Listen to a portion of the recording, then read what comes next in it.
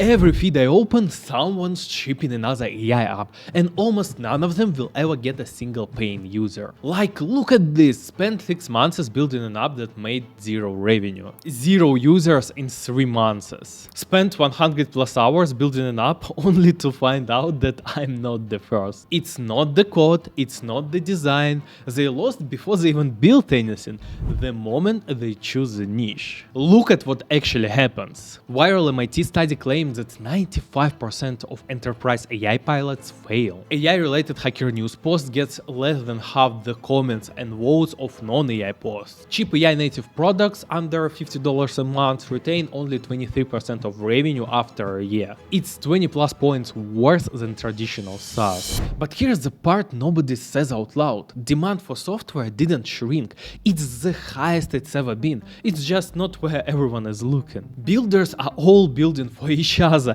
AI tools for AI people, productivity apps for indie hackers, while entire industries with real money are begging for software and getting ignored. So that's why I made this video. I'm going to show you 4 industries that are waiting for someone to build a solution for their problems, and they're ready to pay for it. And I won't just share real numbers and opportunities for each one, I'll also share the best ideas I think are worth building right now in those industries. And of course at the end I will share my exact skill chain, the skills that will help you to find and identify the niche that will best suit yourself and scrape your first leads from any website or social media without getting banned by bot protection.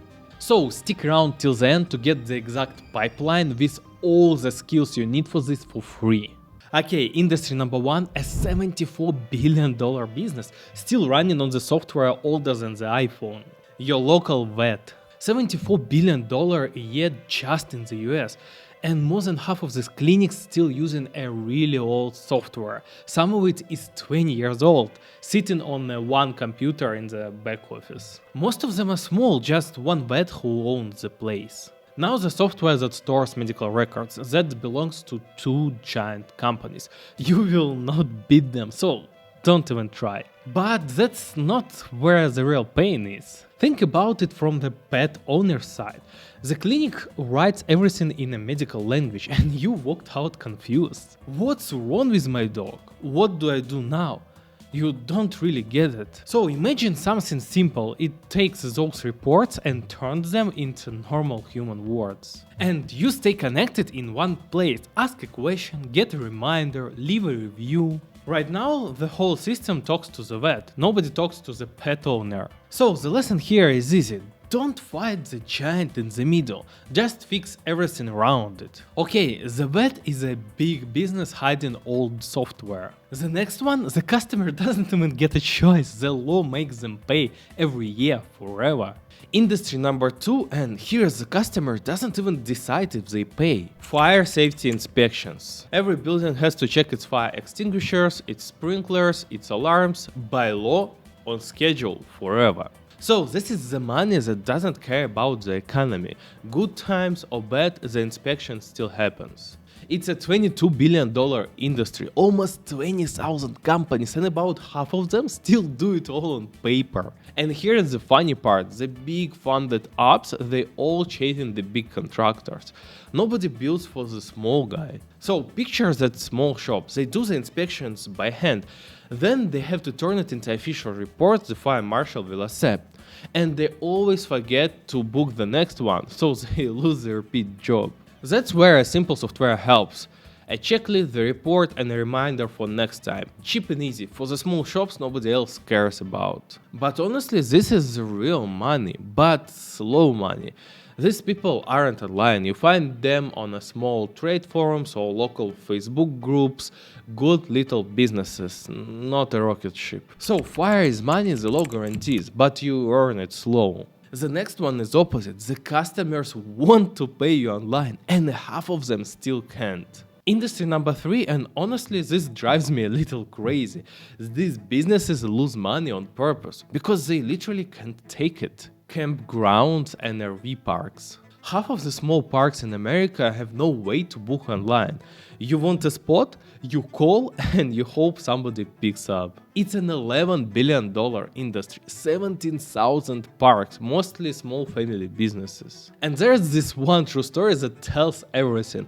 A park takes bookings from a web form, then someone retypes every single one of them by hand into a Windows program from 90s. No deposits. They lose bookings constantly, and it's normal here. Now there is software for this, but for the small family parks the price is crazy. It's $55 a month, okay, but with $4,500 setup fee and 3 years contract. It's built for the big resorts, not a little family park. So they just stay on the phone and they keep losing customers to the park down the road that lets you book at midnight. So the problem is simple, the customer wants to pay, the park just can't take it. And you don't need to fix all 17,000 parks, just help one park to take booking online or to answer the calls they miss at night. The tools already exist, these parks just don't have them yet. Okay, that's 3, and if you are keeping score, you'll probably think the biggest numbers win. The last one is the biggest paper pile of all, and it looks like the best one yet, but I'd be careful with it. Industry number 4, tree service, and on paper this one looks like the best in the whole video. Almost $40 billion, 175,000 businesses, and 85% of them still works on paper. Biggest paper pile of all 4, looks like a gold mine, right? But this is the one I'd be careful with, and the reason why is the most important part of this whole video. So how do these guys work? Before they cut the tree, they give customer a price. And an easy AI app idea is simple. You take a photo of the job and app writes a price for you. Yeah, it already exists. It's the app called Quote IQ, and it's not only for tree guys. It's for every home servers, plumbers, roofers, tree crews, and it's already done this photo to price things. 40,000 users. And the 2 founders together have over 1 million YouTube subscribers, so the easy idea is taken with a huge audience behind it. So what's left? The real problem is pricing. A lot of the small crews charge too little. They finish the job and actually lose money because they don't know what it really costs them. So the smart idea isn't measuring the tree, it's helping them price it right using their own past jobs. But here's the real reason this one is lost. The hard part is not building the app. The app is easy. The hard part is reaching these 175,000 people who don't know you exist, while a competitor already has over 1 million people watching him.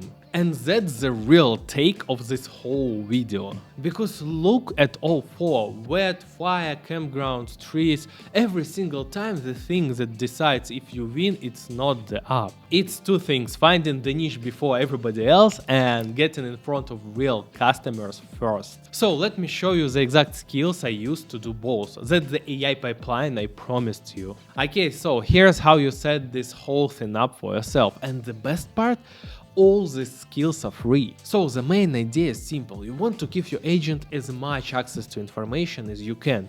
The more it can see, the better your research is going to be. The first thing you do is to connect YouTube free API. It lets your agent go research YouTube and pull full transcript out of videos. That's a ton of real information most people never touch. Then you set up 3 more skills. I'll add all the links in the description. They let your agent go out and read the internet for you, and more importantly, they get pass-through bot detection that normally blocks AI from scraping a website. Okay, so once everything is set up, you don't do the boring work yourself. You just prompt your agent and ask it to go research the niches for you. Here is the example of the exact prompt you can use. When it's done, the agent usually hands you this big text file, and honestly, it's a wall of text. It's really hard to read and understand. So here's the simple trick. You just ask it to turn that it into a clean HTML page instead. Something you can actually read and scan in a few minutes, and you get something like this. And that is your starting point. That is how you find your next profitable product or business. Okay, that's how you find the niche, but what about the actual customers? For your first leads, you use one of those same skills, Scrape Graph AI.